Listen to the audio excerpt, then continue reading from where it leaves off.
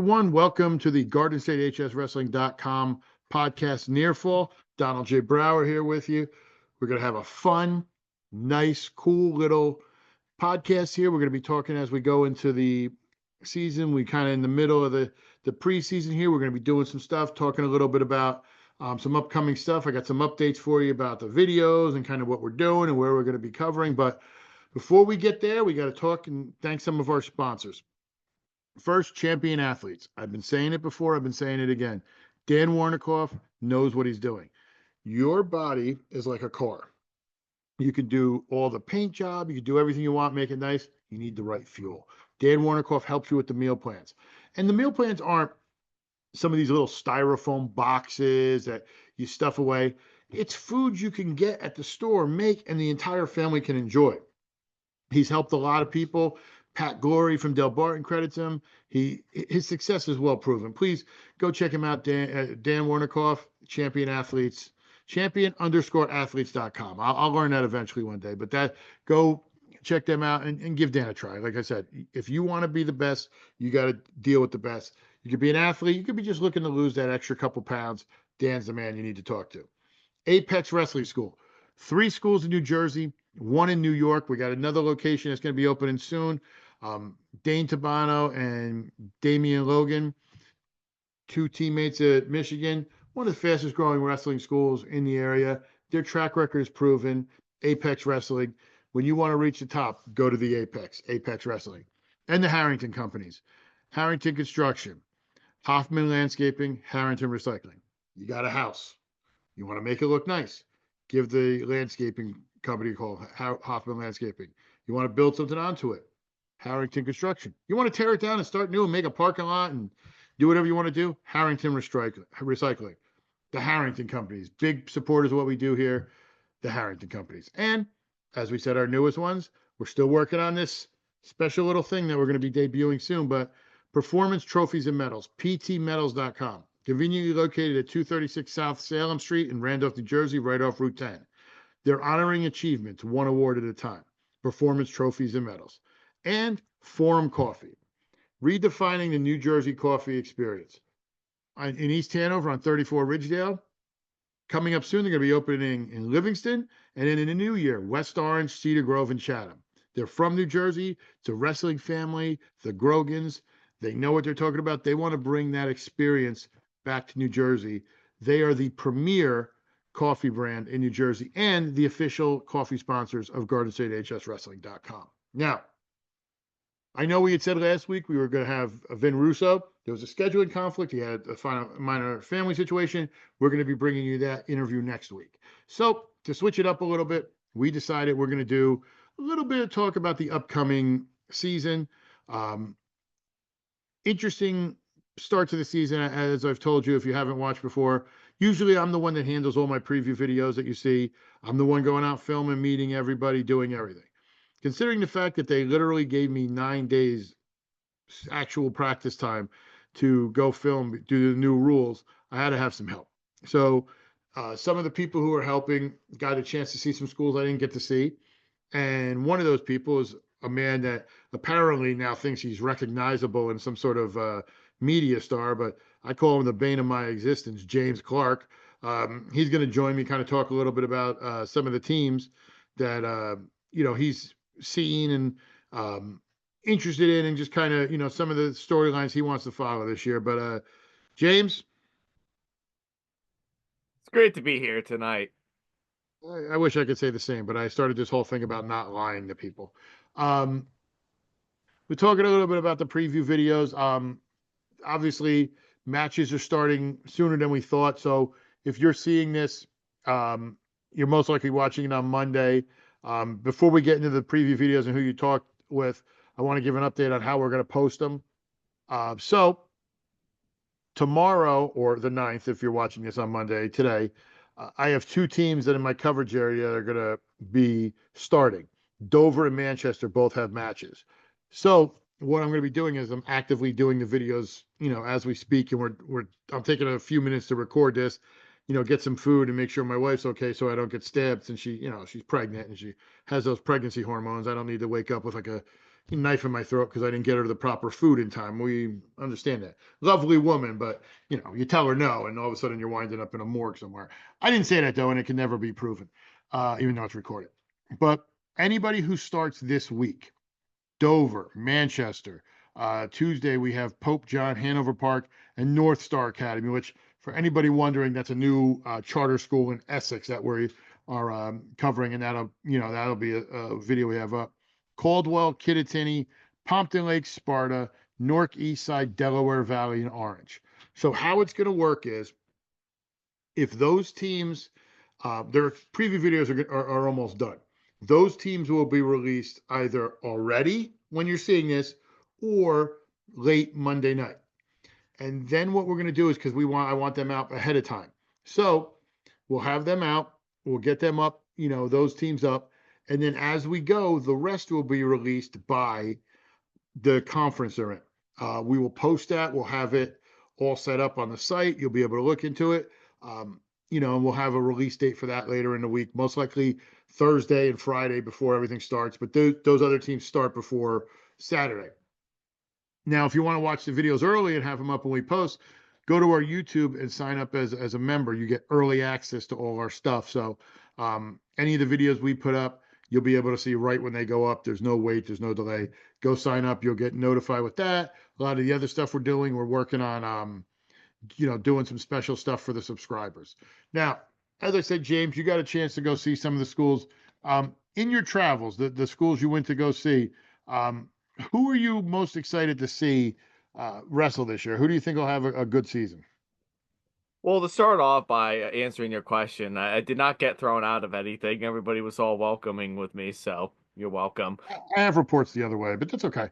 Um, there were some really interesting teams I saw. I know there was a couple that were kind of, filling in lineups. They were getting some things fixed in and everything.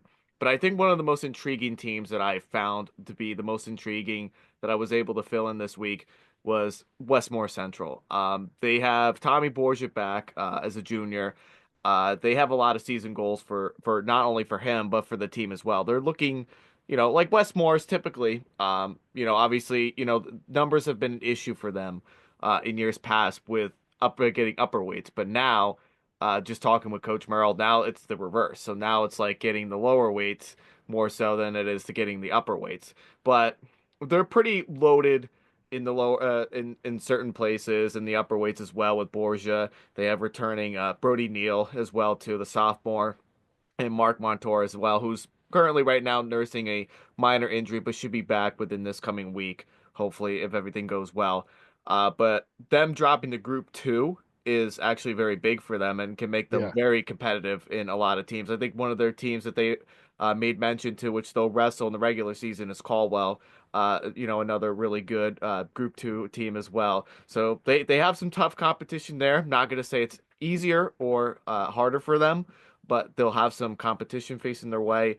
But they really seem confident that they can really do some good things with the team and also trying to seek for their first state champion as well too in quite some time, in over 30 years. Well, now it's funny you mentioned Caldwell because we're going to be covering that Caldwell tournament with the final. So it's a nice little segue there. I like how I think I know what I've been doing, trying to get this all set up. So it works out. You mentioned Caldwell, but something you said that I kind of had a conversation with a few coaches, and this is something I've heard this. Any of the schools you went to did it seem like numbers were down? Because a lot of coaches I've talked to said this is sort of the after effects of the COVID years because a lot of the rec programs were closed. So they weren't wrestling. It was the high schools were, but there wasn't a lot of the rec programs. So it stunted their numbers, as we're going. And a lot of the schools have told me numbers are way down across the board. There's been a few outliers. But for the most part, I know numbers have been down. Did you notice that? Did it seem like at a lot of the schools you went to, it was, I mean, obviously there's certain schools we know always have a bunch of kids, but did it seem like there were a few that maybe you're like, wow, it's like kind of like low this year. It's not that packed. Yeah, I think obviously I think the smaller schools like a Belvedere, North Warren, I think those are schools that you can kind of anticipate to have small numbers. But Belvedere, when I went there, was one of the first schools I covered, and they actually had about 23 kids on their roster, which is the most that they've had in quite a few years. Yeah, Uh, they got that. That's actually high for them because they only have like 300 kids in the school. So you're talking that's like what? I'm not a math major. I'm a wrestler, but that's like a great percentage of the overall student body if that's there. It is. And then, the turnover ratio too that you see from some of these teams as well too is also very big too. I think the difference is now with wrestling nowadays, it's becoming different and more different, and you see less and less kids coming out for not just for wrestling, but for sports as a whole. And I think a lot of that too is because of the effect of the COVID years. I think the COVID years really have scared a lot of people away because there some people, and even as an educator too, you see the differences of how long what kind of effect it can have on negatively on a lot of kids, and a lot of them were at home learning or in a hybrid level. So a lot of different changes that you see there, and sometimes communication skills, things like that, are a little bit lacking and just not getting as active. But some teams were able to improve some numbers. Some teams were very low on numbers. Belvedere was one of the higher ones, but North Warren's low. They had some really small numbers when I was there the following day. But I think the coaches just kind of they all work with what they have, and they just put together the best team that they can. And I think that says a lot about the coaches and their passion for the sport. Yeah, I know a lot of the coaches I was talking to are talking about numbers seem to be low across the board. Um, One of the numbers that's actually kind of up is girls wrestling. I mean, especially some of these schools. There's still a few outliers where there's one or two per program, but I got a chance to go to Mount Olive and see the squad there. They're looking good. I know same with the Morris Hills Morris Knolls co-op. They look solid. I'm going to be seeing Par Hills Parsippany coming up, but they have great numbers. And then I got a chance to go down in the Passaic and see Passaic. Um, got a chance to see Clifton, some of those other schools. There's one more, and I'm drawing a blank, and I could see it, but I feel. Oh, I'm sorry, it wasn't Passaic. Newton. Also, I got a chance to go up to Newton last week and see their girls team. So the numbers are up across the board for a lot of these programs, as well as Vernon, High Point, stuff like that.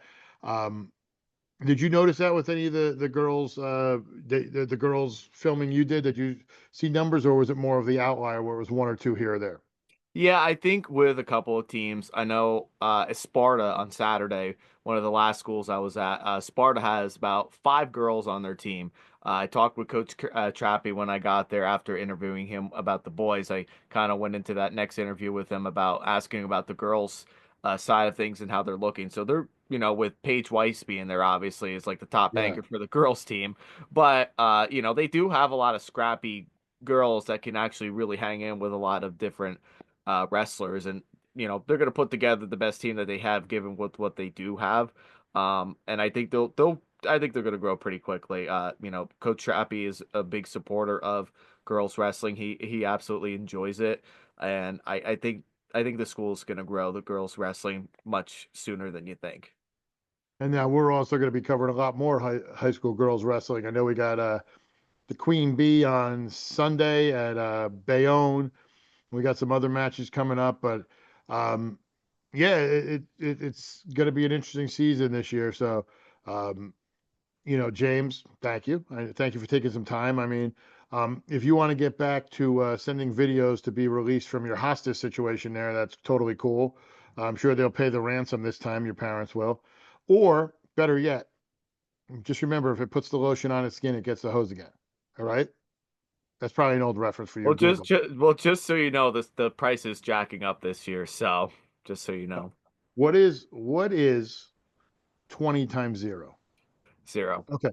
Just making sure. Just making sure. But um, obviously talking about the girls, we do have limited live stream opportunities left this year. You can hire me. I bring James Clarke out. Apparently, this guy's signing autographs at Princeton at Rutgers. I think they had a meet and greet with him or so. I don't know what's going on. What is going on in the world of wrestling that James Clarke is now a celebrity? And not to mention that we also made ESPN Plus quite a few times as well too on the footage. So Oh dear Lord, I'm not.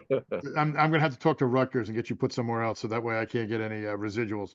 But we have some limited live stream opportunities available. The schedule is filling up. Thank you everybody who did the post for the match of the week. We're gonna be releasing that.